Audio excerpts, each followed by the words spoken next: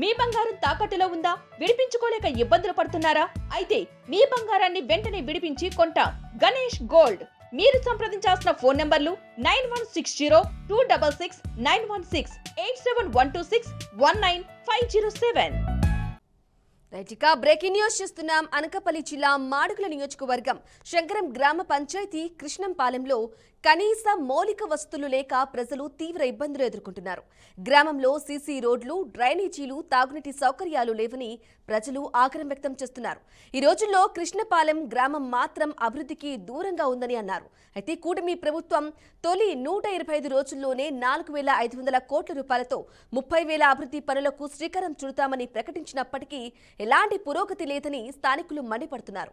3,000 కిలోమీటర్ల మేర సిమెంట్ రోడ్లు, 500 కిలోమీటర్ల బ్లాక్ టాప్ రోడ్లు నిర్మిస్తామని అధికార వర్గాలు చెబుతున్నప్పటికీ గ్రామంలో మాత్రం అవేమీ కనిపించడం లేదని గ్రామస్తులు అసహనం వ్యక్తం చేస్తున్నారు.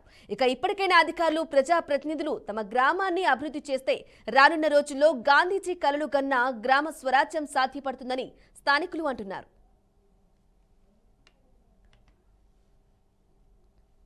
వర్షాకాలని మనుషులు మరి బల్లులు వెళ్ళకపోతున్నాయి. మరి మాకు గవర్నమెంట్ వారు మాకు కొంత సదుపాయం చేసి పెడతారని, రోడ్డు వేసి పెడతారని మేము చెప్తాను. గర్భిణీ స్త్రీలు కానీ మరి ముసలోళ్ళు కానీ అసలు ఈ రోడ్డు అంటే వెళ్ళకపోతున్నారు. మీరు మరి మాకు ఎంతో గౌరవించి మమ్మల్ని మాకు రోడ్డు ఎత్తారనేసి ఎంతగానో ఆశపడుతున్నామండి. దయచేసి మాకు రోడ్డు వేయాలనేసి మేము కోరుకుంటున్నామండి. BRK news తెలియపరుస్తున్నామండి. మాకు రోడ్డు మాకు శాంతం చేస్తారని మీకు అందరికీ మరి కోరుకుంటున్నామండి. మాది కృష్ణంపాలెం అండి. సందాక సోమనాయుడిని. మరి మా రోడ్లు అయితే వర్షాకాలని మనుషులు. మాది కృష్ణంపాలెం గ్రామం అండి, శంకరం పంచాయతీ, మాడుగుల మండలం సార్. నా పేరు సుమలత. మా రోడ్లు బాగాలేదు సార్, కాలువలు కూడా, రైడేజ్ కూడా బాగాలేదు సార్. మేము దేనికి వెళ్ళాలన్నా శంకరం వెళ్ళాలి సార్, పంచాయతీకి వెళ్ళాలి. మేము దేనికి ప్రతి దానికి అక్కడికి వెళ్ళాలి. కానీ రోడ్లు మాత్రం ఎవరు పట్టింపు చేసుకోవట్లేదు సార్. ఎవరిని అడిగినా సరే చూస్తామంటున్నారు, ఎవరు చూడట్లేదు. అసలు ప్రెసిడెంట్ గారు కూడా పట్టింపు చేసుకోవట్లేదు. పెద్దలు అంటే అదే ఎవరు పట్టింపు చేసుకోవట్లేదు. గవర్నమెంట్ కూడా పట్టింపు చేసుకోవట్లేదు సార్. మాకు కొంచెం చూడండి సార్. పిల్లలు కూడా రావాలంటే ఇబ్బందిగా ఉంటుంది. ప్రతి దానికి మేము శంకరం వెళ్ళాలి సార్. కొంచెం ఈ రోడ్డు కోసం మీరే ఆలోచించాలి సార్. కాలువల కోసం, కాలువల వల్ల జ్వరాలు వచ్చేస్తున్నాయి సార్. దోమలు ఎక్కువైపోయాయి. వెళ్ళాలంటే చూడండి సార్, మొత్తం నడవాలంటే పడిపోతున్నాం అసలు. మాది కృష్ణంపాలెం గ్రామం అండి, శంకరం పంచాయతీ, మాడుగుల మండలం సార్. నా పేరు సుమలత. మా రోడ్లు బాగాలేదు సార్.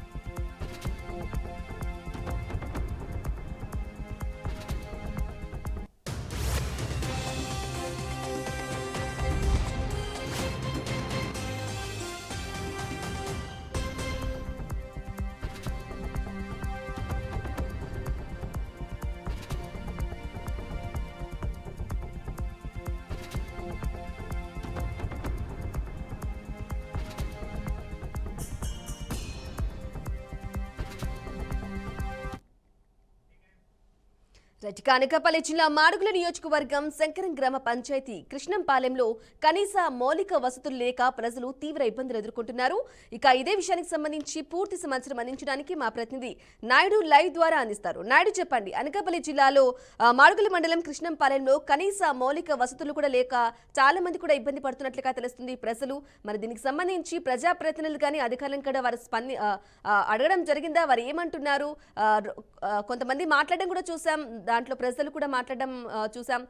వారు కూడా ఒకటే ఆవేదన వ్యక్తం చేస్తున్నారు.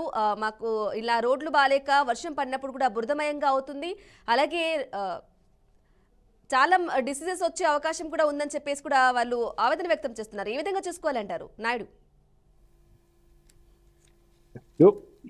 గాంధీజీ కలలు కన్నా గ్రామ స్వరాజ్యం. అదేవిధంగా చూసుకున్నట్టయితే కనుక గ్రామాలే దేశానికి పట్టుకొమ్మలు అని చెప్పిన గాంధీజీ సిద్ధాంతం కావచ్చు, గాంధీజీ చెప్పిన మంచి మాటలు కావచ్చు, అవన్నీ కూడా ఒక విధంగా చెప్పాలంటే మనం నిజమనే చెప్పుకోవచ్చు. ఎందుకంటే గ్రామీణ వాతావరణం కావచ్చు, గ్రామీణ ప్రజలు కూడా అభివృద్ధి చెందినట్టయితే కనుక దేశం అభివృద్ధి చెందుతుంది.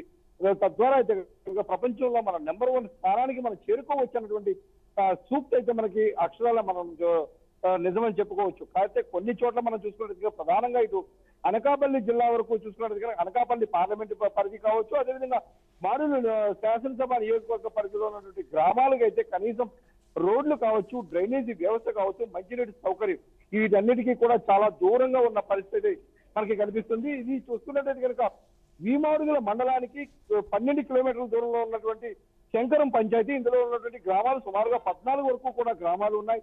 ఇవన్నీ కూడా చిన్న చిన్న గ్రామాలు కావడం, అదేవిధంగా చూసుకున్నట్టయితే కనుక గత వైసీపీ ప్రభుత్వ హయాంలో దీన్ని డెవలప్ చేస్తామంటూ కూడా నాటి డిప్యూటీ సీఎం గా ఉన్నటువంటి బూడి ముత్యాలనాయుడు కూడా చెప్పి ఎన్నో వాగ్దానాలు చేసి గెలిచారు. కానీ ఆయన డిప్యూటీ సీఎం అయ్యారు. అదేవిధంగా చూసుకుంటే పంచాయతీరాజ్ శాఖ మంత్రిగా కూడా పనిచేసినప్పుడు కూడా ఈ గ్రామానికి అయితే మాత్రం ఎటువంటి హామీని నిలబెట్టుకోలేని పరిస్థితి మనకి కనిపిస్తుంది. ప్రధానంగా చూసుకుంటే ఇటు రోడ్లకు చూసుకున్నట్టు కనుక ప్రతి గ్రామానికి కూడా రోడ్లు కావచ్చు, ఇటు డ్రైనేజీ సిస్టమ్ కావచ్చు, ఇటు వాటర్ ఫెసిలిటీ, అదేవిధంగా ఆరోగ్య కేంద్రం, అదేవిధంగా బడి వంటివన్నీ కూడా మినిమం మౌలిక వసతులుగా కూడా మనం చెప్పుకునే పరిస్థితి మనకి కనిపిస్తుంది. కానీ అవేమీ కూడా ఈ గ్రామంలో మనకి కనిపించలేదు. అసలు సుమారుగా చూసుకుంటే 2500 మంది వరకు జనాభా ఉన్నటువంటి ఈ గ్రామానికి చూసుకున్నట్టయితే, ఈ పంచాయతీలో చూసుకున్నట్టయితే కనుక పూర్తిగా ఎస్సీ షెడ్యూల్ ట్రైబ్స్ చెందినటువంటి గ్రామంగా కూడా చెప్పుకోవచ్చు. కేవలం 56 నుంచి 60 మంది వరకు మాత్రమే ఎస్సీలు కూడా ఉన్న నియోజకవర్గం. పూర్తి స్థాయిలో మొత్తం అందరూ కూడా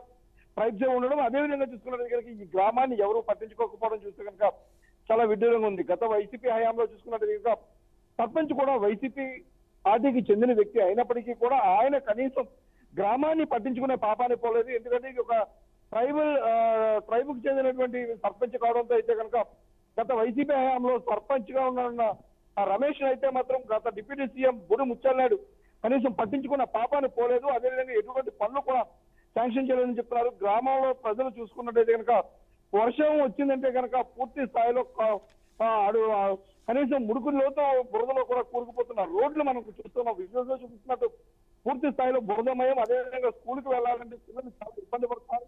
అదేవిధంగా ఇప్పటికే డయేరియా, మలేరియా, డెంగ్యూ వంటి రోగాలు అయితే మాత్రం బాగా విస్తరిస్తున్నాయని కూడా చెప్తున్న పరిస్థితి ఉంది. ఆరోగ్య కేంద్రానికి వెళ్ళాలన్నా కూడా 12 కిలోమీటర్ల మేర వెళ్లాల్సిన పరిస్థితి ఉన్న నేపథ్యం కనిపిస్తుంది. అయితే కనీస సౌకర్యాలైన రోడ్లు కానీ, డ్రైనేజీ కానీ కల్పించినట్టయితే కనుక, మంచినీటి సౌకర్యం కల్పించినట్టయితే కనుక ఖచ్చితంగా మా జీవితంలో ఇప్పటికే 50% వరకు కూడా మేము ఇక్కడ చదువుకున్న వాళ్ళం ఉన్నాము, మరింత వృద్ధి చెందేందుకు అవకాశం ఉంది, మరింత మేము ముందుకు వెళ్తామంటూ కూడా గ్రామీణ ప్రజలు చెప్తున్న పరిస్థితి ఉంది. మనం ప్రధానంగా చూసుకుంటే కూటమి ప్రభుత్వం అధికారంలోకి రాకముందు 125 రోజుల్లోనే, కేవలం అధికారంలోకి వచ్చిన 125 రోజుల్లోనే ఇటు సీసీ రోడ్లు, అదేవిధంగా డ్రైనేజీ వ్యవస్థను కల్పిస్తామంటూ కూడా గత వాగ్దానం చేసిన పరిస్థితి ఉంది. ఇక్కడ ఉన్నటువంటి బీజేపీ ఎంపీ ఉన్నటువంటి సీఎం రమేష్ కావచ్చు, ఇక్కడ ఉన్నటువంటి పండాల సత్యనారాయణ కనీసం దీనిపై కనీసం ఇటువైపు చూసిన దాఖలాలు లేవంటూ కూడా చెప్తున్న పరిస్థితి అయితే మనకి కనిపిస్తుంది. ఇప్పటికే ఇటు బీటీ రోడ్లు కాబట్టి సీసీ రోడ్డు కూడా కనీసం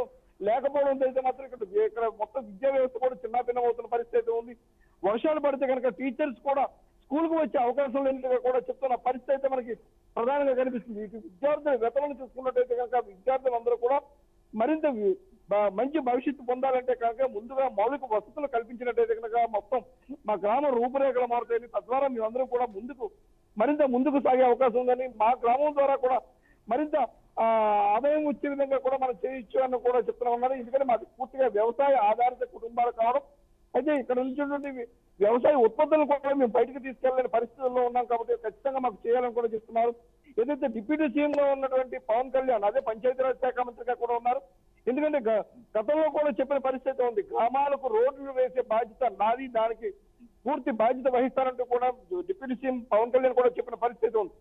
ఆయన శాఖలోనే ఇటువంటి పరిస్థితి దాపరించిందంటే కనుక మరి మాకు ఇక్కడ దిక్కెవరు అంటూ కూడా ఇక్కడ ఉన్న గిరిజనం అయితే చెప్తున్న పరిస్థితి మనకి కనిపిస్తుంది. ఏది ఏమైనప్పటికీ కూడా పూర్తి స్థాయిలో మాకు రోడ్లు నిర్మించండి, మాకు కాలువలు నిర్మించండి, మాకు మంచినీటి సౌకర్యం కల్పించండి, మాకు విద్యార్థులకు ఏదైతే స్కూల్స్ ఉన్నాయో స్కూల్స్ కూడా పూర్తి స్థాయిలో టీచర్లు అందరూ సక్రమంగా వచ్చే విధంగా చూసే బాధ్యత ప్రభుత్వానికి ఉందని బీఆర్కే న్యూస్ కి అయితే వేడుకోలు చేసుకున్న పరిస్థితి కనుక ఉంది. కేవలం బీఆర్కే న్యూస్ మాత్రమే ఇటువంటి వాటిని మనం పూర్తి స్థాయిలో ప్రసారం చేస్తాం నమ్మకం మనల్ని పిలిచి మరి ఇటువంటి బాధలన్నీ కూడా చెప్పుకున్న పరిస్థితి కూడా మనకు కనిపిస్తుంది. ఏదైనప్పటికీ కూడా డిప్యూటీ సీఎం పవన్ కళ్యాణ్ దీనిపై ఖచ్చితంగా కూడా ఈ చర్యలు చేపట్టి వెంటనే రోడ్లు శాంక్షన్ చేయాలని కూడా చెప్తున్న పరిస్థితి ఉంది. గతంలో కూడా గత మార్చి నెలలో కూడా మాకు రోడ్డు నిర్మించినట్టు కూడా మొత్తం గ్రామం అంతా కూడా ధర్నాకు కూడా దిగే పరిస్థితి ఉంది. ఎందుకంటే బురదలో మోకాళ్ళపై నించొని వీళ్ళందరూ కూడా ధర్నా చేసిన పరిస్థితి కూడా ఉంది. అయినప్పటికీ ఎన్ని విడతలు ఇచ్చినా కూడా ఇటు జిల్లా కలెక్టర్ కావచ్చు, ఇటు ఎమ్మెల్యే ప్రజాప్రతినిధులు కావచ్చు, ఇటు అధికారులు ఎవరు కూడా